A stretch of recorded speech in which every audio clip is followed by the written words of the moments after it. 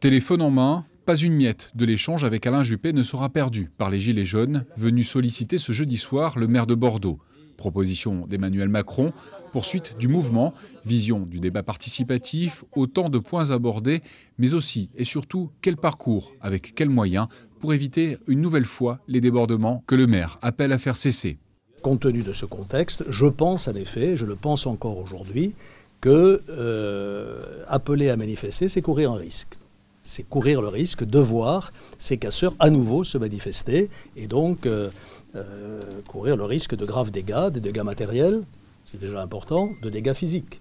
Donc réfléchissez à d'autres façons de vous exprimer. Il peut y avoir d'autres façons. Voilà très exactement ce que j'ai voulu dire. Les revendications elles sont réelles, la misère est réelle et les demandes sont réelles. C'est vraiment une souffrance qui est exprimée.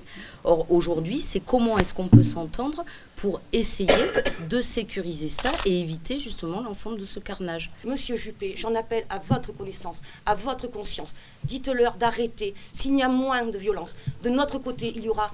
pas d'une autre, mais des gens qui sont là, il y aura moins de violence. Au-delà des difficultés du quotidien pour les Gilets jaunes présents ce soir-là, une revendication reste dans tous les échanges, le référendum d'initiative citoyenne. C'est qu'aujourd'hui, on est vraiment sur un changement de système.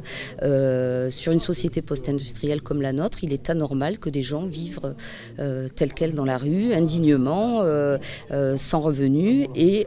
L'idée du référendum, c'est surtout une restructuration complète de la Constitution pour remettre l'humain au centre et la dignité au centre du système qui est le nôtre. On demande maintenant une nouvelle méthode qui serait la démocratie participative avec un droit de regard, un droit de contrôle, un droit d'agir de la part du citoyen. Et ça ne peut se mettre en place que par l'acceptation par le pouvoir politique actuel du référendum d'initiative citoyen, qui sera la colonne vertébrale de l'ensemble des revendications.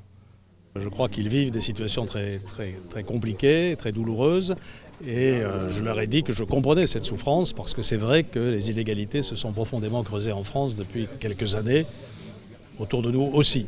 Donc j'ai enregistré tout cela, je vois bien leur détermination à aller loin, pour ne pas lâcher, comme ils disent. Ce sont des questions de fond qui ne seront pas résolues à la suite d'une réunion comme celle-ci. Mais enfin, la réunion, je trouve, a été non violente. Physiquement, ça va de soi, mais même verbalement. Donc on s'est écouté, on s'est respecté. Donc je crois que c'était pas inutile. Une dernière demande a été formulée par les Gilets jaunes, pouvoir disposer de salles pour se réunir. Le maire de Bordeaux n'y voit pas d'inconvénient, à condition d'avoir une personne responsable en face.